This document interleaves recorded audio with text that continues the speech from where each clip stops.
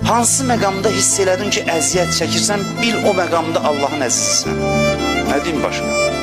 Allahın əzizisən, əgər yaxşı qarşılayırsansa əziyyəti. Sənin Allah yanında əziz olduğun anlarda onun qədrini bil. Çətinlik, çəkən vaxt, qovrulan vaxt. Allah əziz tutur səni. Çünki sanki dırnaq arası deyirəm, özünü günahkar bilir, vay bəndəm əziyyətə düşür. Dünən də dedim, dünən ki, Allah sən əziyyətə salma. Bu nə deməkdir? Əziyyətə salırsan, bu yandan da deyirsən, vay, belə deyil. Bilirsiniz, yenə deyirəm, hər şeyin bir zati həqiqəti var. İnsan cənnət adlı yerə bunu keçməmiş gedə bilməz. Bu Allahın qüdrətinlə bağlı məsələ deyil, bizim tutumumuzun zəifi ilə bağlı məsələdir. Ona görə də bir mənada naçar qalır.